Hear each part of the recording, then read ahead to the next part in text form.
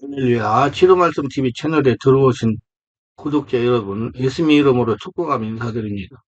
저는 서울 방배동에 있는 충만한교에서 26년이 넘도록 예수님 이름과 성령의 역사로 일반 병원에서 고치지 못하는 귀신 축사와 암을 포함한 불치병과 조현병을 포함한 정신질환을 예수님 이름과 성령의 역사로 치유하는 전인치유 목회자 강요셉입니다. 지난 26년 세월 동안 수많은 환자를 예수님 이름으로 치유하여 사람답게 살아가도록 인도했습니다. 매주 금요일과 토요일 12시까지는 깊은기도 치유집회를 진행하고 있습니다. 2월 23일부터 매주 월요일 오전에 연은사사역 집중훈련을 11일 동안 무료로 진행하고 2월 24일부터 화요일 오전은 귀신축사 신원사사역 집중훈련을 12주 동안 무료로 진행을 합니다. 관심 있는 분들은 오셔서 치유와 은사와 능력을 받으시기를 바랍니다.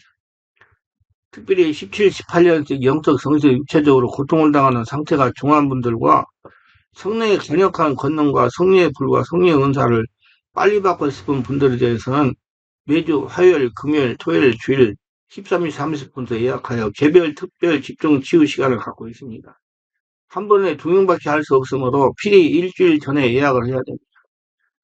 예약하고 오시면 단기간에 자신이 눈과 몸으로 느끼고 주변 사람들이 알아볼 정도로 획기적이고 강력한 능력과 치유가 체험적으로 실제적으로 나타납니다. 얼굴이 변하고 말이 바꿔집니다.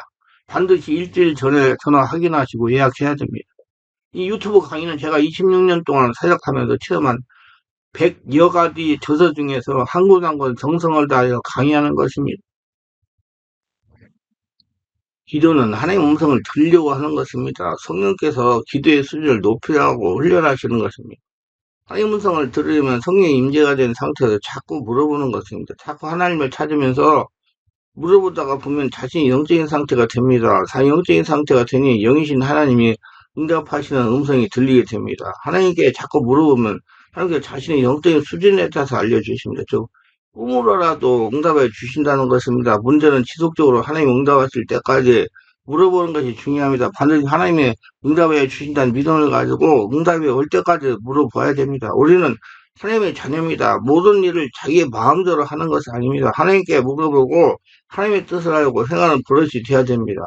어느 분이 3호로 목사로 50년을 목회를 했습니다. 50년 동안 영적인 것을 바르게 알지 못해 모든 것을 자신이 생각대로 했습니다. 많습니다. 그런 분들이 은퇴하셨는데 성령세를 못 받으셔가지고 그냥 나이 젊은 나이에 은퇴하시는 분들도 계십니다.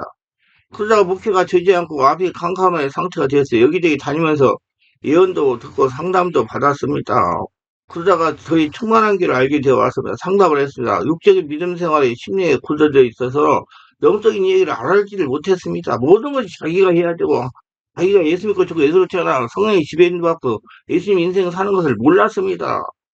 가슴이 답답하게 기도를 못한다고 하소연했습니다. 왜 이런 상태까지 진전이 되었는지 깨닫지를 못해서 집중 기도에 지속적으로 참석하여 영적인 말씀을 들어가며 원인을 찾아보라고 했습니다. 얼마 지나자 이렇게 말하는 겁니다. 자신이 이렇게 영적인 깊이를 알지 못하고 자신의 마음대로 목회를 한 것이 잘못된 것 같다는 것입니다. 그래서 성령의 지배 가운데 회개하라고 했습니다. 근데 문제는 회개에도 마음이 답답한 것이 풀리지를 않는다는 것입니다. 저에게 빨리 기도를 통로를 뚫어달라는 겁니다. 그래서 제가 이렇게 대답했습니다. 육신적인 믿음 생활에 자아가 굳어서 쉽게 영적으로 바뀌지 않습니다.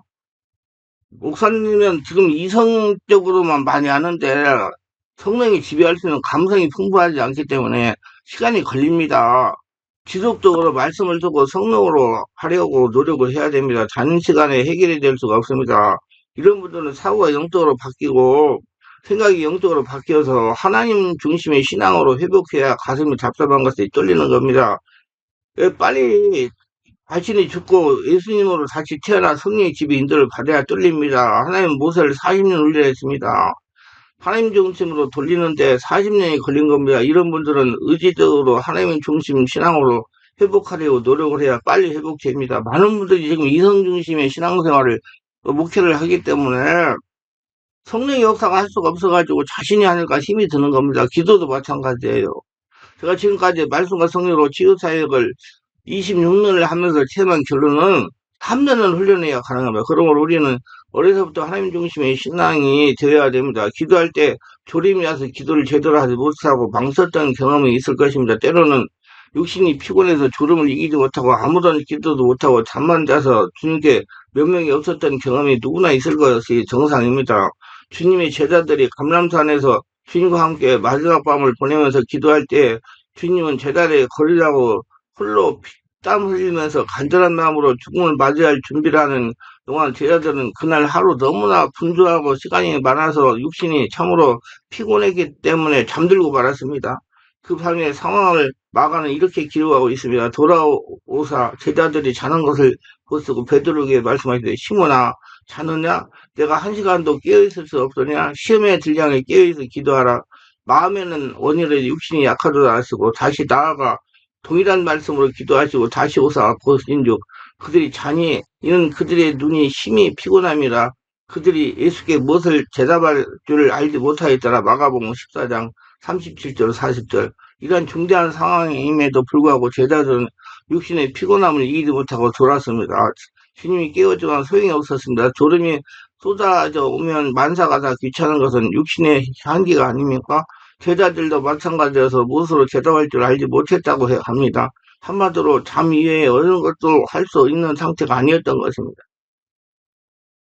많은 사람들이 이런 육신의 피곤 때문에 기도를 할 수 없는 경우가 많고 이를 자주 반복하게 되면 기도의 벽이 끊겨 결국 기도하지 못하는 사람이 되는 겁니다. 기도란 노동이기 때문에 의지적으로 계속하고자 하는 노력이 필요하고 그것 또한 습관이 되어 몸이 익숙하지 않으면 우리는 기도를 지속함으로 할 수가 없는 것입니다.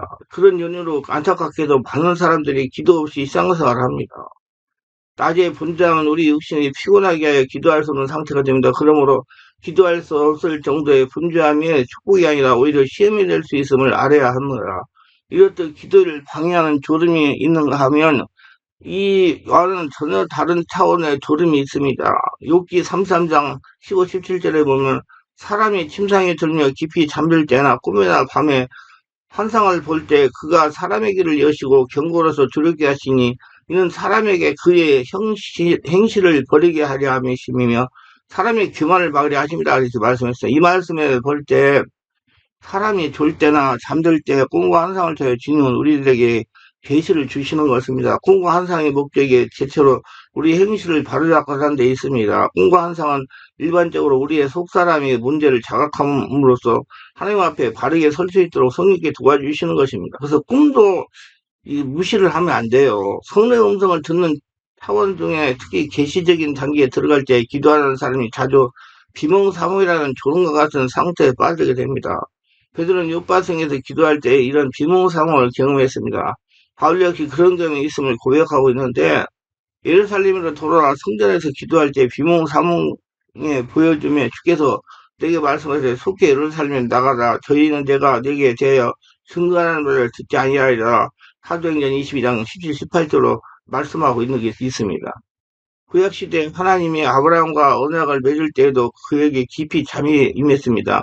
창세기 15장 12, 14절에 보면 해질 때 아브라함의 깊은 잠이 임하고 큰 흑암과 두려움이 그에게 임하였더니 여호와께서 아브라함에게 이르시되 너는 반드시 알라. 네 자손이 이방에 객이 되어 그들을 섬기겠고 그들은 400년 동안 네 자손을 괴롭히더니 그들이 섬기는 나라에 내가 징벌을 할지며 그의 네 자손이 큰 재물을 끌고 나오리라. 이렇게 예언했었어요. 이어서 몇 가지 성경에서 볼 때 하나님의 임재가 있고 계시가 주어지는 상황에서 우리는 졸음이나 깊은 잠을 경험하게 되는데 이를 성경은 비몽사몽이라고 깊은 임재라고 표현을 하고 있습니다.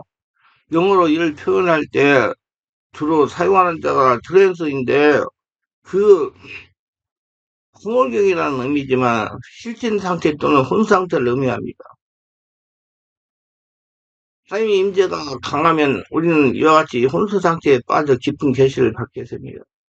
꿈과 환상이라는 수단으로 우리에게 주어지는 겁니다. 기도할 때 자주 졸음을 경험하서 기도를 망쳤다고 안타까운 사람들 가운데는 그 졸음이 단순히 육신의 피곤해서 오는 졸음이 아닌 경우가 있습니다. 기도하려고 자리를 잡으면 시대 때도 없이 몇 분이 되지 않아 그분이 그만 졸음이 오면서 머리가 무거워지고 몸이 나른해져서 그 자리를 꼭 에서 꼬꾸라지기도 하고, 의지적으로 졸음을 쫓으려고 하지만, 어느새 졸아버려 기도를 망쳤다는 생각을 합니다.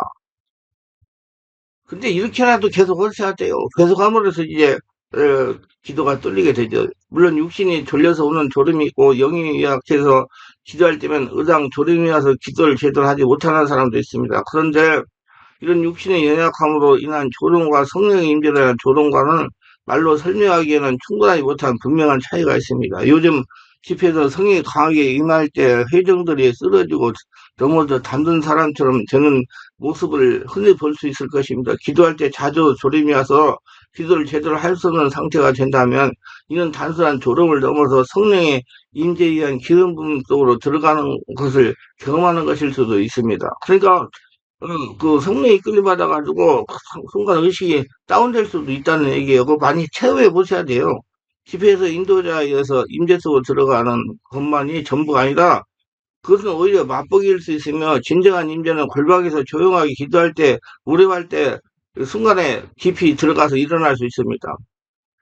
다시 베드로 얘기 속으로 들어가 보면 그는 기도하려고 지붕에 올라갔고 그때 시간은 제6시였습니다. 식사하기에 다소 늦은 시간에도 베드로는 시장했습니다. 사람들이 어떤 일로 인해서 식사 준비가 늦어졌기에 그는 그 짜투리 시간에 기도하려고 옥상에 올라갔고 그에서 비몽사몽을 경험했습니다. 하늘이 열리며 한 그릇이 내려오는 걸 보니 큰 보자기 갖고 레위에 매어 땅에 들이었더라. 그가 짧은 시간에 졸음 속으로 빠져 들어갔고 그와 같은 놀라운 환상을 보게 되었습니다. 깊이 들어가야 이런 하나님이 주시는 영상 계시를 받을 수가 있어요. 성경은 군더더기가 걸러내고 주요 글자만 기록하기에 베드로가 기도할 때 이런 졸음의 현상을 얼마나 자주 경험했는지 관해서는 침묵하고 있지만 그가 이런 계시를 받기에 이르기까지 그는 늘 기도에 섬썼고 깊은 기도가 되었다는 얘기죠. 그럴 때마다 자주 그 깊은 임재에 들곤 했을 것이 분명합니다. 하나님께서 계시를 받는 일은 어느 한 날 갑자기 일어나기도 하지만 대부분의 경우 우리에게 있어서 많은 단계들이 필요합니다. 이걸 임재 연습이라고 부릅니다. 집회에서 쓰러지는 임재의 경험을 했지만 별 유익이 없었을 겁니다. 그저 힘이 빠지고 정신이 몽롱해지고 설명하기 힘든 묘한 분위기 속으로 들어간 것은 분명하지만 그 이상은 없습니다. 이것이 임재로서의 초대인 것입니다. 성령의 임재 속으로 들어가는 경험이 쌓여 어느 날 주님이 필요할 때 주님의 시간에 하늘문이 열리는 경험을 하게 되는 것입니다. 베드로가 하늘이 열리면서 그곳으로부터 한 그릇이 내려오는 환상을 보았듯이 우리 역시 하늘이 열리는 영적 경험 속으로 들어갈 날이 있는 것입니다. 그러기 위해서 거쳐하는 것이 졸음이라는 달갑지 않은 여겨지지 않은 임재의 경험을 경험하게 되는 것입니다. 자신도 모르게 임하는 성령의 임재와 육신의 분주함으로 게으름 때문에 생기는 생리적인 졸음을 구분할 수 있어야 될 것입니다.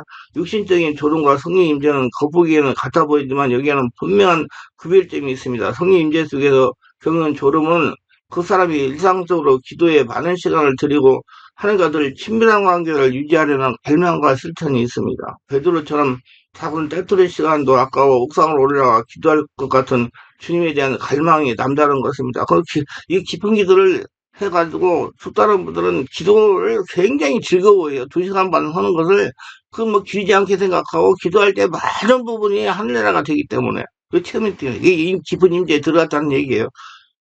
늘 기도해서 그일된 삶을 살고자 하는 노력에 따라줘야 됩니다. 육신이 힘들게 하여 기도에 방해를 받은 일은 절제하고 거룩한 삶을 살고자 해야 됩니다.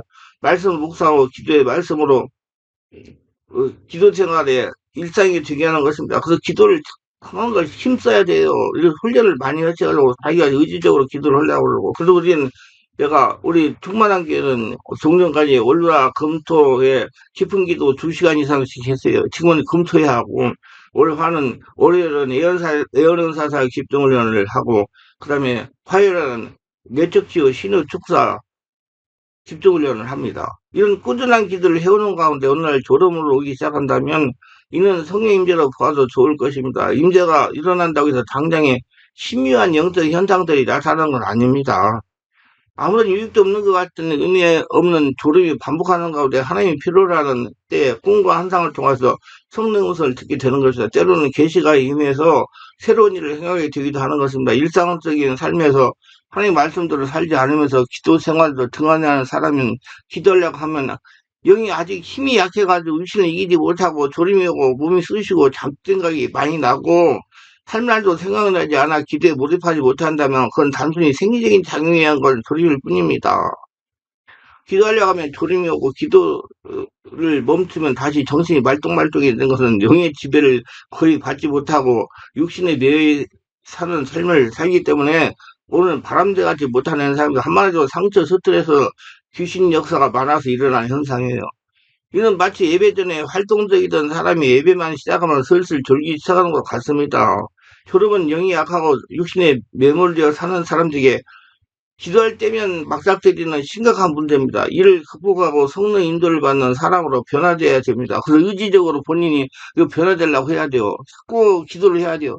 그 귀신이 그러는 겁니다. 영적인 소리를 못 듣게 만들어가지고 육체에 속해서 살아야 귀신이 함께 살 수 있기 때문에 귀신이 그러는 거예요. 빨리 깨닫고 빨리 뛰어나와야 되는 것입니다. 모두 은혜가 충만하시고 자기 기도를 왜 기도가 힘이 드는 거 알고 분별하시고 기도를 성령으로 해가지고 기도할 때마다 즐거움을 체험하는 축복의 모두가 되시기를 예수 이름으로 축원합니다.